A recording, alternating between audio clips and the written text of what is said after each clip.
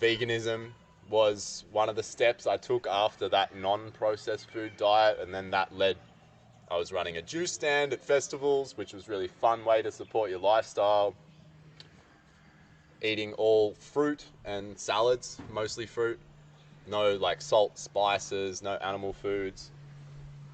And it was good for a time. It really puts you back in alignment with your soul, because you're so physically undernourished in some other ways that you have to rely on your own spiritual grit to go through situations. And I think coming from that mundane, dense, unconscious way of living, it made me hyper conscious of myself, my inner world, certain things that I had ignored for a long time, and put me back in touch with the power of myself.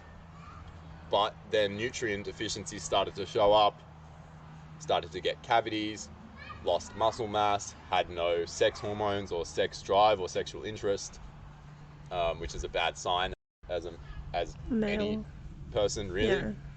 Yeah.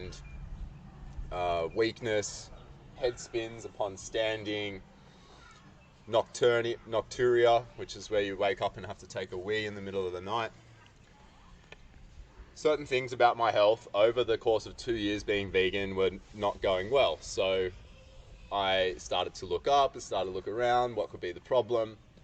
Tried things within the vegan paradigm to fix it, tried food combining, tried combining grains and lentils and this sort of thing to get complete proteins, tried cooked vegan stuff, or everything I do, couldn't get out of it, couldn't get away from those symptoms. So I thought, damn, I need to try some animal foods. And I found the sort of paleo perspective on, and raw primal perspective of untouched foods of nature. Animal foods are the most nutrient dense.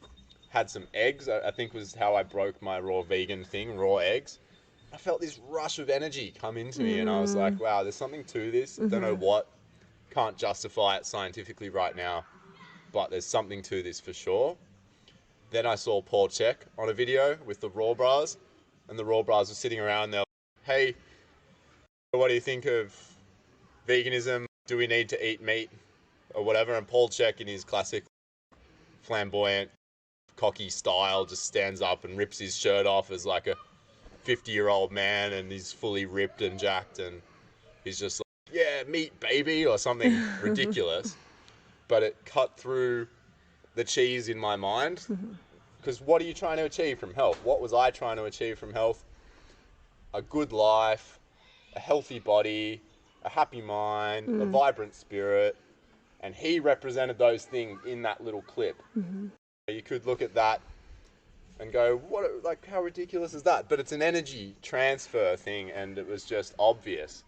Here's a man living the dream, healthy, happy, probably comes from a similar culture to me, Irish, Scottish, something like that. Real white guy, maybe a bit Swiss, I don't know.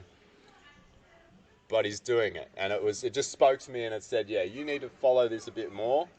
So I looked into Paul Chek, started studying his work, started studying the work of Weston A. Price, found the Broder Barnes as well around this time, who's the godfather of thyroid medicine. And I went more into the paleo world, because there's a theory in the world which is the pendulum swings.